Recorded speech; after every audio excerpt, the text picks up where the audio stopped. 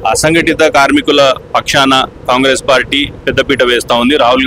రేవంత్ రెడ్డి గారి నాయకత్వంలో మొట్టమొదటిగా అంటే ఎంతో కాలం నుంచి లేబర్స్ కానివ్వండి, అసంఘటిత కార్మికులు ఎదురు చూస్తున్నటువంటి మినిమం వేజెస్ సవరణ ఏదైతే ఉందో ఆ సవరణ గురించి అని చెప్పేసి ఆల్రెడీ ఒక కమిటీని ఏర్పాటు చేయడం జరిగింది. మినిమం వేజెస్ బోర్డు చైర్మన్ గారు ఉన్నారు, జనక్ ప్రసాద్ గారు. దాని గురించి ఆల్రెడీ మొత్తం డేటా సేకరిస్తా ఉన్నారు. ఇప్పుడు జరుగుతున్నటువంటి కాలానికి అనుగుణంగా ఇప్పుడు ఉన్నటువంటి రెంట్లే కానివ్వండి, పెరుగుతున్నటువంటి ధరలను చూసుకొని ప్లస్ ఇప్పుడు ఉన్నటువంటి స్కూల్ ఫీజెస్ ఇవన్నిటిని చూసుకొని మొత్తం ఒక డేటా సేకరణ చేస్తా ఉన్నారు. సో ఆ డేటా సేకరించిన తర్వాత ఈ సేకరణ ఇచ్చినటువంటి డేటాను ఫైనాన్స్ కమిషన్ కి ఫైనాన్స్ యొక్క డిపార్ట్మెంట్ కి అందజేసిన తర్వాత వీళ్ళు ఒక రేవంత్ రెడ్డి గారి నాయకత్వంలో ఒక కేబినెట్ సమావేశాన్ని ఏర్పాటు చేసుకొని అతి త్వరలో కొత్త సంవత్సరానికి బహుమతిగా వీళ్ళకి ఖచ్చితంగా అసంఘటిత వర్గానికి డైలీ వేజెస్ లో పనిచేస్తున్నటువంటి వాళ్ళందరికీ కూడా వేతనాల సవరణ, మినిమం వేజెస్ సవరణ అనేది ఒక కానుకగా ఇవ్వాలనే ఆలోచనలో రేవంత్ రెడ్డి గారు ఉన్నారు. ప్రభుత్వం ఏర్పడి దాదాపు 9 నెలలు గడుస్తుంది. ముందు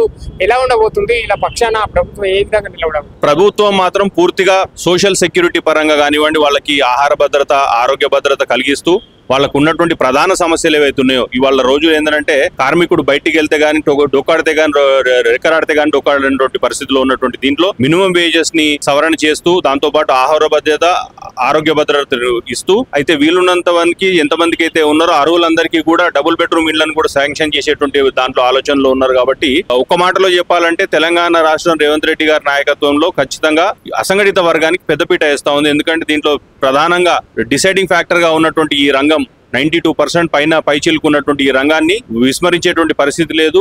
రేవంత్ రెడ్డి గారికి పూర్తి అవగాహన ఉన్నది దీని పట్ల. కాబట్టి వాళ్ళు ఖచ్చితంగా దీనికి న్యాయం చేస్తారనేటువంటి ఆశాభావాన్ని మేము వ్యక్తం చేస్తాం. సార్, అధికారంలో ఉన్న బీఆర్ఎస్ పార్టీ చేయనిది ఏంటి? మీరు ఏం చేస్తారు? మీరు 2 టర్మ్స్ 10 సంవత్సరాలు ఆల్మోస్ట్ మీరు అధికారంలో ఉన్నటువంటి బీఆర్ఎస్ ప్రభుత్వం మినిమం వేజెస్ ని సవరణ చేసేటువంటి పరిస్థితులు లేనటువంటిది. ఇది వాళ్ళు చెప్పినారు నీళ్లు నిధులు నియామకాలు అనేటువంటి నినాదంతో వచ్చినటువంటి తెలంగాణని చేసుకున్న తర్వాత ఎవరైతే మినిమం వేజెస్ గురించి పోరాటం చేసిన దాంట్లో ప్రధానంగా అనార్గనైజ్ వర్కర్స్ వాళ్ళు కూడా ఉన్నారు తెలంగాణ నుంచి పోరాటం చేసిన దాంట్లో. మరి వాళ్ళకి 10 సంవత్సరాల్లో ఏనాడు కూడా అనార్గనైజ్ వర్కర్స్ గురించి వాళ్ళ పేరున పోయింది లేదు, వాళ్ళ మానాన పోయింది లేదు. ఎన్నో సంఘాలు ఉన్నప్పటికీ కూడా వాళ్ళందరినీ కూడా ఉక్కుపాదంతో తొక్కేసి వాళ్ళని పైకి లేవకుండా చేసినటువంటి పరిస్థితి. వాళ్ళు కావాలనుకుంటే ఈ మినిమం వేజెస్ బోర్డు సవరణ ఎప్పుడూ చేసి ఉండేవాళ్ళు. అప్పుడు రాజశేఖర రెడ్డి గారి హయాంలో అయిన తర్వాత మళ్ళీ ఇవాళ రేవంత్ రెడ్డి గారి ప్రభుత్వం ఇవాళ మినిమం వేజెస్ బోర్డుని ఏర్పాటు చేసి దాని గురించి మొత్తం డేటా సేకరిస్తూ ఉన్నది. వాళ్ళకి చిత్తశుద్ధి అనేది మినిమం వేజెస్ బోర్డు మీద కానీ ఇంకో దాంట్లో కానీ ఎక్కడ కూడా వర్కర్స్ కి సేవ మంచి చేయాలనేటువంటి ఆలోచన ఎన్నడూ వాళ్ళకి లేదు.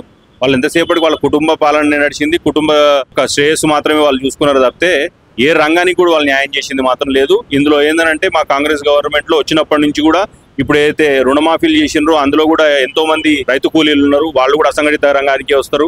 సో ఇట్లా చూసుకుంటా పోతే అసంఘటిత రంగానికి పెద్దపీట వేసి ఖచ్చితంగా మేలు చేసేటువంటి క్రమంలోనే కాంగ్రెస్ పార్టీ ముందుకు పోతా ఉన్నది.